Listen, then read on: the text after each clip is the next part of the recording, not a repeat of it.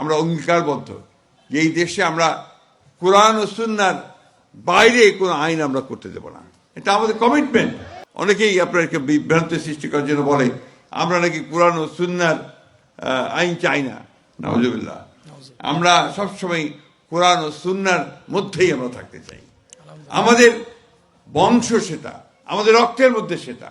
আমরা গর্বিত যে আমি একজন মুসলমান, অত্যন্ত গর্বিত আলহামদুলিল্লাহ। এই কারণে যে আমরা সত্যের পথে, ন্যায়ের পথে ইসলাম সবসময় আমাদেরকে নিয়ে যায়। ইসলাম শান্তির ধর্ম। আমরা শান্তি চাই।